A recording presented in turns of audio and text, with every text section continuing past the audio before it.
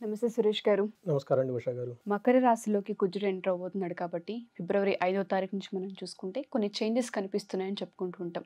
ప్రత్యేకించి సింహరాశి వారికి ఈ 38 డేస్ ఎటువంటి చేంజెస్ జరగబోతున్నాయి అంటారు? ఏ విషయాల్లో జాగ్రత్తలు తీసుకోవాలి? గజం కేవలం 4,500 రూపాయలతో 165 గజాల భూమి కేవలం 8 లక్షలు మాత్రమే. సో నా మిషన్ ఏమంటే ప్రతి ఇంట్లో ఒక వేదిక ఆస్ట్రాలజర్ ఉండాలండి. మన మహర్షులు అంత జ్ఞానాన్ని అంతా పెట్టేశారండి. ఎలా చేస్తే మనం చాలా ఈజీగా మనం ఉన్నతంగా ఎదగొచ్చు, ధనాన్ని సంపాదించుకోవచ్చు, కీర్తి ప్రతిష్టలను సంపాదించుకోవచ్చు, ఎఫర్ట్లెస్గా ఒక జర్నీని ఎలా చేయాలి అని చెప్పేసి మన మహర్షులు ఒక శ్లోకాల్లో నిగూఢంగా పెట్టేశారండి. అవి మనం తెలుసుకొని వాటికి అనుగుణంగా మనం ఫాలో అయిపోతే కనుక వాళ్ళకి ప్రతి ఒక్కరికి ఎంతో హ్యాపీగా మనం ఇందాక చెప్పుకునే విధంగా వాళ్ళు ఎంతో భోగభాగ్యాలను అనుభవించి ప్రాస్పరిటీని అనుభవిస్తారండి. ఇప్పుడు సిగ్నిఫికెన్స్ వచ్చేటప్పటికి మకర రాశుల్లోకి కుజుడు ప్రవేశిస్తున్నారండి. కుజుడు వచ్చేటప్పటికి మనం 4 గ్రహాల గురించి ఆల్రెడీ రాశి ఫలాల్లో చెప్పుకున్నాం. ఇయర్లీ ఫలాలు 2024 ఫలాలు. అవి ఎవరైనా చూడని వాళ్ళు ఉంటే అవి కంపల్సరీ చూడండి. ఎందుకంటే అందులో మనము 4 ముఖ్యమైన గ్రహాల గురించి చెప్పుకున్నాం అనమాట. శని గురించి, గురువు గురించి, రాహుకేతుల గురించి. వీటి తర్వాత నెక్స్ట్ సిగ్నిఫికేషన్స్ వచ్చేటప్పటికి మనకి కుజుడు గురించి మాట్లాడతారు. ఎందుకంటే సూర్యుని కంటే చాలా ఎక్కువ టైం ఇందులో స్పెండ్ చేస్తూ ఉంటారు ప్రతి రాశిలో. ఆల్మోస్ట్ 40 to 45 డేస్ ఒక్కొక్క రాశిలో ఉంటూ ఉంటారు అనమాట. వీళ్ళు ఇప్పుడు ధనుసు రాశిలోంచి మకర రాశిలోకి వెళ్ళటం తర్వాత మకర రాశిలో వాళ్ళకి ఎలాంటి ఉంటుందో పాటు వేరే రాశులకు కూడా ఏ విధమైన దాని ఇంపాక్ట్ ఉంటుంది అని మనం తెలుసుకున్నామండి. వీళ్ళకి వచ్చేటప్పటికి ఫిబ్రవరి 5th నుంచి మార్చ్ 14 ఆల్మోస్ట్ 38 డేస్ దీని ఇంపాక్ట్ ఉంటుందండి. తర్వాత మనం ఇది ఆల్రెడీ చెప్పుకున్నామండి. నక్షత్రాలు ఎప్పుడు స్థిరంగా ఉంటాయి. 360 డిగ్రీల్లో 27 నక్షత్రాలు 4 పాదాలు కలిగి మొత్తం 108 డివిజన్స్ చేసి ఉంటారండి. వాటిని మళ్ళీ 30 డిగ్రీస్గా మనం యాన్సిస్టర్స్ మన ఋషులు డివైడ్ చేసి ఒక్కొక్క రాశి అని పెట్టండి. రాశులు నక్షత్రాలు కదలవండి. అయితే దానికి ఇన్నర్ ఆర్బిట్లో ప్లానెట్స్ ఎప్పుడు డిఫరెంట్ వెలాసిటీతో కదులుతూ ఉంటాయండి. అది అందరికీ తెలిసింది. ఆ కదిలినప్పుడు వాటి ఇంపాక్ట్ ఎలా ఉంటుంది మనుషులకి అని చెప్పేసి మనం మహర్షులు తపస్సు శక్తితో వాటిని గ్రహించి ఎలా చేస్తే మనం బాగుంటుంది అని చెప్పేసి వాళ్ళు రాసి పెట్టేశారండి. సో ఇప్పుడు వచ్చేటప్పటికి మార్స్ వచ్చేటప్పటికి వాళ్ళకి ప్రతి ప్లానెట్స్కి ఒక్కొక్క పోర్ట్ఫోలియో ఉంటుందండి. సో ఒక జాబ్ డిస్క్రిప్షన్ లాగా వాళ్ళు చేయాల్సిన పనులు ఏంటి అని చెప్పేసి బ్రహ్మ వాళ్ళకి ఒక విధుల్ని విధానాలని ఎలా చేయాలని చెప్పేసి రాసి ఇచ్చేస్తారండి. దానికి అనుగుణంగా ఆ ప్లానెట్స్ వాళ్ళకి సంబంధించిన డ్యూటీస్ చేస్తూ వెళ్తూ ఉంటారు. ఇక్కడ వచ్చేటప్పుడు మార్స్ వచ్చేటప్పటికి ఏం చేస్తూ ఉంటారండి, మార్స్ దేనికి రిప్రజెంటేషన్, వాళ్ళ పోర్ట్ఫోలియో ఏంటి అంటే వాళ్ళు వచ్చేటప్పటికి సత్వ భూ ప్రాకార రోగవ్రణ సాహస శస్త్ర అగ్ని సందర్శక మానోత్పాటన జ్ఞానభాతృకారక కుజహ అని చెప్పేసి మన మహర్షులు చెప్పారండి. దీని మీనింగ్ ఏంటంటే సత్వము, ఒక మనిషికి కావాల్సిన స్టామినా, పవర్ ఈ మంగళుడు మనకిస్తారండి. నెక్స్ట్ భూమికి సంబంధించి రియల్ ఎస్టేట్ వాళ్ళకి సంబంధించి, నెక్స్ట్ ప్రాకారం అంటే బౌండరీస్, తర్వాత బోర్డర్స్కి సంబంధించిన దానికి ఈ రిప్రజెంటేషన్ మార్చి చేస్తూ ఉంటారు. నెక్స్ట్ రోగాలకు సంబంధించి వ్రణము అంటే గాయాలు, ఎక్కడైనా అన్ఎక్స్పెక్టెడ్గా యాక్సిడెంట్లు కింద పట్టడం, గాయాలు తగులు, దానికి సంబంధించిన వ్యక్తి కూడాను మనకి మార్క్స్కి సంబంధించి చేస్తూ ఉంటారు. సహజము, శస్త్రాలు, అగ్ని, మానవ, గౌరవం, ఉత్పాటన అంటే టఫ్ ప్రాబ్లం నుంచి సిచ్యువేషన్ అవుట కొట్టడాన్ని, పాలదోడతాను మనకున్న సమస్యలను పాలదోడానికి కావాల్సిన స్టామినాని కూడా ఈ మార్స్ మనకి ఇస్తూ ఉంటాడు. జ్ఞానము, భ్రాతులు అంటే అన్నాదమ్ములకు సంబంధించిన ఇవన్నిటికి మనకి కుజుడికి సంబంధించిన ప్లానెట్. మకర రాశిలోకి షిఫ్ట్ అవటం ఎలా ఉంటాయి అనేది మనం చూస్తాం. సింహరాశి వాళ్ళకి ఎలా ఉంటుంది ఈ 38 డేస్ అని మనం చూసుకుంటే, ఫస్ట్ ఈ సింహరాశి వాళ్ళకి ఎలా అంటే వీళ్ళకి మఖ 1, 2, 3, 4 పాదాలు, పుబ్బ 1, 2, 3, 4 పాదాలు, నెక్స్ట్ ఉత్తర ఫస్ట్ పాదం. వీళ్ళు వచ్చేటికి రాశుల ప్రకారం సింహరాశి అవుతారు. నెక్స్ట్ మనకి పేరులో గనక పేరు ప్రకారం చూసుకుంటే వాళ్ళకి నక్షత్రం కనుక తెలకుంటే మా, మీ, ము, మే, మో, టా, టీ, టు, టే ఈ అక్షరాలు, ఈ సౌండ్తో ఉన్న అక్షరాలు కూడా సింహరాశి కింద వస్తారండి. వీళ్ళు జనరల్గా విశాల నేత్రాలు కలిగి మంచిగా మాట్లాడుతూ గాంభీర్యంగా ఉండేసి సుఖవంతులు, ధనవంతులు అవుతారు సింహరాశి వాళ్ళు. ఈ షిఫ్ట్ వీళ్ళకి ఎలా ఉంది అనేది మనం కనుక చూసుకుంటే, ఇది మనకి మహర్షులు గ్రంథాల్లో ఏం చెప్పారంటేనండి, 6వ హౌస్లో కనుక వాళ్ళ సింహరాశికి 6th హౌస్లో మకర రాశి 6వ హౌస్ కనుక ఉంటే చాలా మంచిది అని ఒక మొక్కలు చెప్తుంటాం. వాళ్ళు సువర్ణమూర్తి అంటారంటే మనకి ఒలింపిక్లో గోల్డ్ మెడల్స్ ఉంటాయి కదండి, తర్వాత మనకి గోల్డ్ మెడల్, తర్వాత సిల్వర్, బ్రోంజ్ మెడల్ ఉన్నట్టు వీళ్ళకి కూడా సువర్ణమూర్తి గోల్డ్ మెడల్తో వాళ్ళకి వచ్చేస్తూ మంచి చేస్తారు అని చెప్పి చెప్తూ ఉంటారండి. ఎలాంటి మంచి చేస్తారు అంటే వస్త్రలాభం. ఈ టైంలో వాళ్ళకి మంచి షాపింగ్కి వెళ్ళేసి మంచి జ్యువెలరీ కానివ్వండి, తర్వాత బట్టలు కానీ కొనుక్కుంటారు. ధనలాభ్యం, ధానలాభం, రెండు ఉంటుందండి. ధనానికి సంబంధించిన లాభం ఉంటుంది, ధాన్యానికి సంబంధించిన లాభం ఉంటుంది. యశః అంటే కీర్తి ప్రతిష్టలు కూడా ఈ టైంలో వాళ్ళకి బాగా వస్తాయి అని చెప్తారు. అంతేకాకుండా మనోల్లాస, మానసికంగా చాలా హ్యాపీగా ఉండే న్యూస్లు, వాళ్ళ చుట్టూ ఉండే ఎన్విరాన్మెంట్ అంటే అలా ఉంటుందన్నమాట. నెక్స్ట్ ధర్మ సిద్ధి, ఇది చాలా ఇంపార్టెంట్.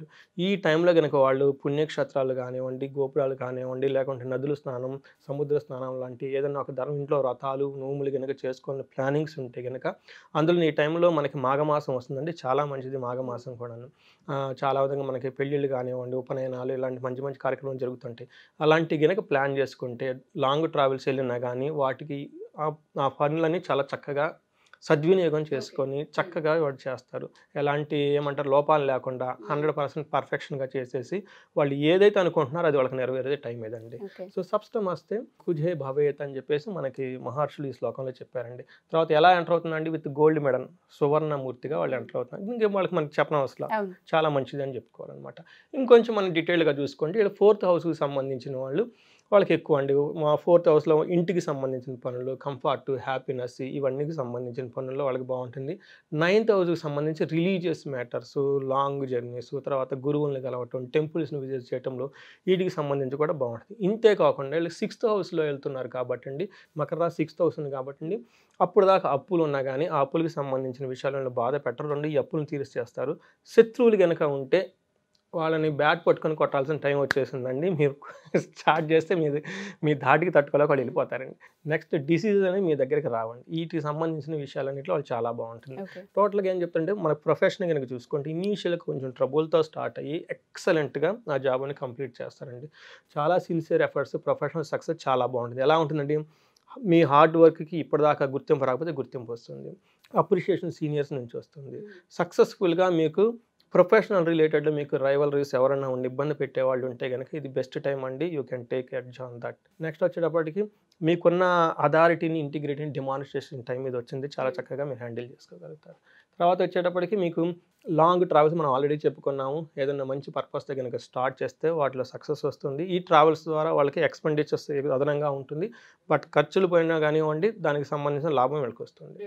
తర్వాత వచ్చేటప్పటికి కాంపిటేటివ్ ఎగ్జామ్స్ కానివ్వండి, స్పోర్ట్స్ రిలేటెడ్ కానివ్వండి, లేదంటే ప్రమోషన్స్కి ట్రై చేస్తున్నా కానీ ఇది బెస్ట్ టైం అంటే ఈ కాంపిటేటివ్ నేచర్లో వీళ్ళకి ఎడ్జ్ వస్తుంది, ద్వారా వాళ్ళకి లాభం కలుగుతుంది.